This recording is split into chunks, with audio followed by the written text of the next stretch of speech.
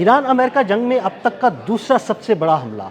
Iran ने ज़मीन पर खड़े खड़े अमेरिका के $1 अरब भस्म कर दिए। ये सब कैसे हुआ, इस बारे में अज़हर अली ख़ान से बात करते हैं। अज़हर भाई, 2 अमरीकी तैयारे जिनके बारे में कहा जाता है कि अमेरिका का गरूर, अमेरिका की आंखें, अमेरिका के कान, अमेरिका के हाथ, ईरान ने ना कान छोड़े, ना आंखें छोड़ी, ना हाथ छोड़े। हाथ काट दिए, आंखें फोड़ डाली, कान मरोड़ डाले। क्या हुआ, कैसे हुआ, ये तैयारे कौन से हैं और ईरान ने उन्हें निशाना कैसे बनाया? ये अमरीकी बहरिया का दिल है आदिल भाई, और ये आंखें हैं, ये उनके कान हैं और उनके हाथ भी हैं। उमूमन ऐसा होता है कि सिर्फ ये आंखें होती हैं, सर्वेलेंस ड्रोन्स होते हैं या तैयारे होते हैं, लेकिन ये इनमें मिसाइल भी फिट होता है और ये जाके तैयारे सर्विलेंस भी करते हैं, सर्विलेंस भी करते हैं, अटैक भी करते हैं। जी, ख़तरे को देखते हैं, सूंघते हैं और उसको बांधते हैं और उसके बाद में मारते हैं, और इन्हीं को तबाह कर दिया ईरान ने। और ये अचानक नहीं हुआ, ये कोई किस्मत की बात नहीं है, ये एक इंतहाई शानदार ऑपरेशनल और इंटेलिजेंस जो है ईरान की, उसका एक बेहतरीन मरबूत निज़ाम है जिसके ज़रिए इनको तबाह किया गया। कहानी यहाँ से शुरू होती है कि 2 तैयारे हैं P-8, ये $500 मिलियन का एक तैयारा होता है और ये बहुत ज़बरदस्त तैयारा है, बहुत जदीद तैयारा है, और जो एंटी सबमरीन वॉरफेयर का ये का मास्टर है। ये उड़ा एक डिएगो गार्शिया की एयर बेस से, जो बहरे हिंद में है। जी, और दूसरा उड़ा जनूबी यूरोप की तरफ से। सही। अब जब ये उड़े हैं, 2 मुख्तलिफ सिमतें हैं जी, और दोनों मुख्तलिफ सिमतों से 2 तैयारे उड़े। जी, 2 तैयारे उड़े हैं और इनकी मंजिल भी अलग अलग थी।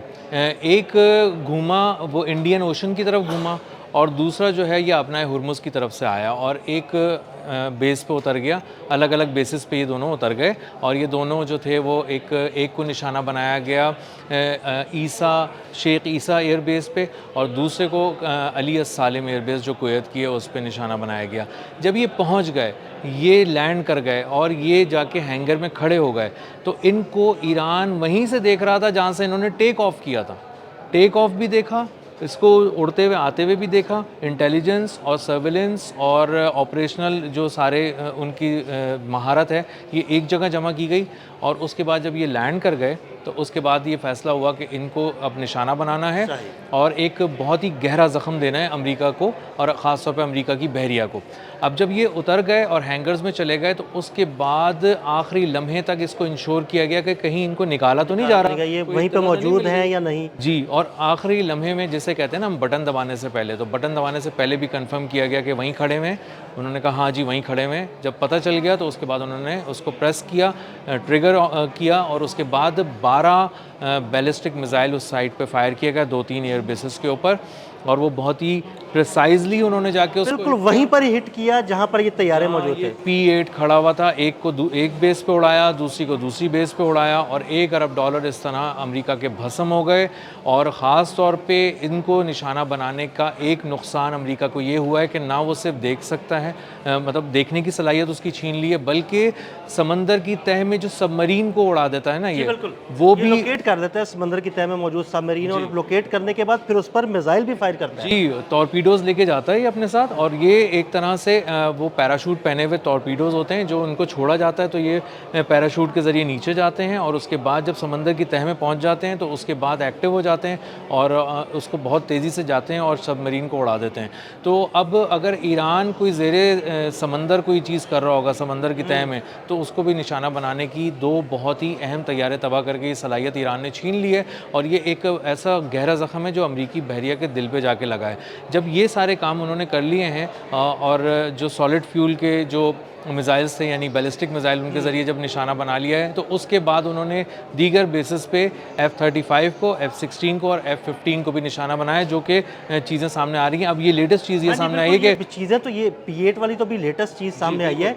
2 दिन मुस्तकिल निशाना बनाया गया और चीज़ें जो है ना वो सामने नहीं आ रही थी, खबरें सामने नहीं आ रही थी, ये पता नहीं लग रहा था कि क्या क्या नुकसान हुआ है। लेकिन अब 2 दिन गुजरने के बाद मैंने और आमिर रज़ा ने बात भी की थी कि जैसे जैसे दिन गुजरते जाएंगे इन चीज़ों की कंफर्मेशन होती जाएगी कि के कौन कौन सा नुकसान हुआ है? जी, उनके कम्युनिकेशन का बहुत बड़ा नुकसान हुआ है। और कम्युनिकेशन में ये जो उड़ते हुए एक command and control centre type चीज़ें थी, इसको आपने उड़ा दिया है। तो आपने बुनियादी तौर पे जो एक सपोर्ट हासिल की अमेरिका की बहरिया को ब्लॉकेट के नाम पे, फ़िज़ाई सपोर्ट इन P-8 तैयारों से, तो उसको आपने जब छीना है, और वो भी एक नहीं 2 तैयारों को, तो उसके बाद आपको ये पता चला है कि ये जो E-3 सेंट्री तैयारा $700 मिलियन का तबाह किया था प्रिंस सुल्तान एयरबेस पे सऊदी अरब की, उसके बाद ये सबसे बड़े 2 बहुत गहरे घाव हैं। और इसका मतलब ये है कि अब जो फ़िज़ाई जो बर्तरी थी ना अमेरिका की, वो ईरान की फ़िज़ाओं में तो ख़त्म हो गई थी, आबनाए हुर्मुज़ पे भी ख़त्म हो गई थी, लेकिन अब अंदाज़ा ये हो रहा है कि आप डिएगो गार्सिया से भी उड़ेंगे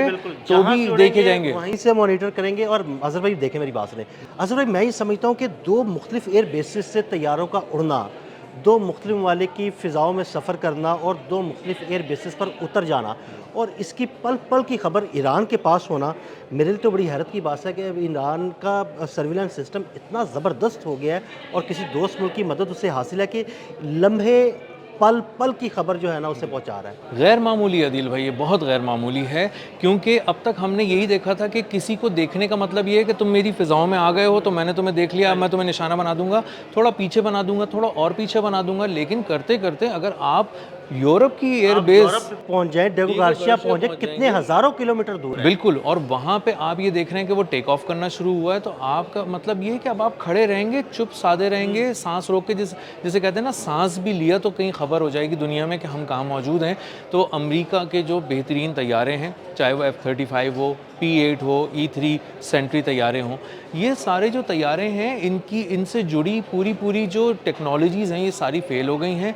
अमेरिका इस बात को इंश्योर नहीं कर पा रहा है कि किसी भी तरह ईरान से वो आंखें छीन ले जो आसमान से देख रही हैं। बिल्कुल वो ऐसा ही है। F-35 की टेक्नोलॉजी, स्टेल्थ टेक्नोलॉजी पकड़ ली।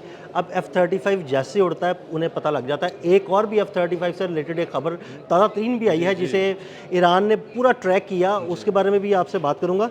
उसके बाद देखें, गुज़िश्ता रोज़ F-16 आबना हुर्मुज़ की फ़िज़ाओं में आया और उसे पकड़ लिया गया, उसे भागना पड़ा। तो अमेरिका का कोई तैयारा बच ही नहीं पा रहा। ऐसा ही है, और ख़ास तौर पे अमेरिका को झटका तैयारों से आगे टेक्नोलॉजी पे लगा है। अदील भाई, ये जो टेक्नोलॉजी थी ना, स्टेल्थ टेक्नोलॉजी, ये $115 अरब की लागत से तैयार की गई थी, गुरूर थी। और अमेरिका और इसराइल समझ रहे थे कि हम अगले 40-50 साल के लिए बहुत महफूज हो गए हैं। अब अगर आप इनके तैयारों को बनने के 1 साल बाद ही लॉक करना शुरू हो गए हैं, तो वो टेक्नोलॉजी रिवाइज करेंगे, उससे डबल पैसे वो लगेंगे। पहले वाली टेक्नोलॉजी तो ज़मीन बोस होगी ना, वो ख़त्म हो गई। ख़त्म हो गई। अब ज़्यादा पैसा लगेगा, बड़ा दिमाग चाहिए होगा, नए ज़ाविये चाहिए होंगे सोच के, और उसके बाद आप जब कोई चीज़ तैयार करेंगे तो पता चलेगा कि ये चीज़ हमने तो 40 साल के लिए तैयार की थी। F-16 किस ज़माने का तैयार हुआ है और आज तक उसके देखिए ना, डॉग फाइट में उसका कोई सानी नहीं है। साइन नहीं है। लेकिन अब आप इतने साल आपने 20-30 साल आपने राज किया F-16 के साथ, F-35 के साथ आप 2 साल भी नहीं टिक पा रहे हैं, नहीं कर पाए। और अब आपको अंदाज़ा हो रहा है कि आपको कोई नई चीज़ चाहिए होगी। अब नई चीज़ के लिए नए पैसे चाहिए होंगे, नई टेक्नोलॉजी चाहिए होगी, और फिर भी आप ये ज़मानत नहीं दे सकते कि आपका दुश्मन कहाँ खड़ा है, कहाँ से देख रहा है और उसको कब लॉक करके। दरअसल अमेरिका को ना बड़ा जाम और बड़ा तकब्बुर था कि जनाब हमारे पास F-35 है तो ऐसी टेक्नोलॉजी पूरी दुनिया में कहीं नहीं है। लेकिन उसे अंदाज़ा ही नहीं था कि जो दूसरे ममालिक हैं, जो उसके हरीफ ममालिक हैं, वो शायद इससे भी आगे निकल चुके हैं। अमेरिका को अदील भाई इस जंग में जाने के बाद पता चला है कि वो समझ रहा था कि मैं 2-4-5 मुल्कों से लड़ूंगा, बाकी तो सब छोटे बच्चे हैं मेरे सामने। लेकिन उसको अंदाज़ा हुआ कि जो जिनको वो कुछ भी नहीं समझता था ना, उन्होंने आगे निकल गए, बांध के मार रहे हैं। यानी आप नहीं मार रहे, वो आपको मारे जा रहे हैं। कभी थप्पड़ यहाँ से आता है, कभी यहाँ से आता है, और हर दफ़ा कुछ नया इंकिशाफ होता है। आप कभी कुछ और चीज़ के लिए तैयार होते हैं तो पता चलता है इंफ्रारेड टेक्नोलॉजी आ गई है। तो अब अमेरिका को ये समझ आ गया है और पूरी दुनिया ने इस जंग को पढ़ लिया है। अब चाइना से आप नहीं लड़ सकते, अब रशिया से आप नहीं लड़ सकते। आपको जब ईरान बैठकर ये देख रहा है कि आपका तैयारा टैक्सी करके रनवे पर आया है यूरोप में, और उसके बाद उड़ान भर रहा है, टेक ऑफ कर रहा है, और वहाँ से लेकर ट्रैक करते करते वो आपको बहरे हिंद तक लेकर आया है और यहाँ पे आबनाए हुर्मुज़ के पास लेकर आया है, तो आपके पास बच क्या गया? अब अगर आप जाके चाइना से टकराते हैं, रशिया से टकराते हैं या किसी और मुल्क से टकराते हैं, तो वो आपको कहाँ कौन से थप्पड़ मारेंगे इसका अंदाज़ा नहीं है। और आपके अमरीकी जो बहरी बेड़े थे, जो अनटचेबल थे, वो भी तो उड़ा दिए। ईरान ने उनको भी निशाना बनाया। बस तो ये तय हो गया है कि ना आप ज़मीन पे टिक सकते हैं, ना समंदरों में टिक सकते हैं, ना फ़िज़ाओं में टिक सकते हैं, और तीनों जगह पे आपकी जदीद तरीन टेक्नोलॉजीज़ जो आपको गुरूर दे रही थी, एक पंप कर रही थी गुरूर आपके अंदर, फेल हो गई हैं। फेल हो गई हैं, बुरी तरह नाकाम हो गई हैं, और अब ये रिप्लेस भी इतनी जल्दी नहीं हो सकती। इन पे आप काम करेंगे, 7-8 साल उसमें लग जाएंगे।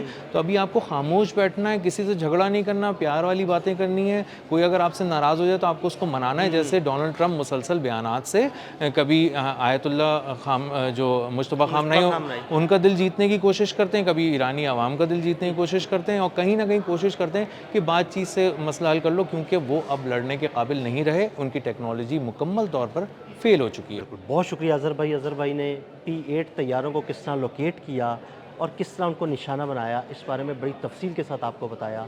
अदील अहमद और अज़हर अली ख़ान को इजाज़त दीजिएगा। अल्लाह हाफ़िज़।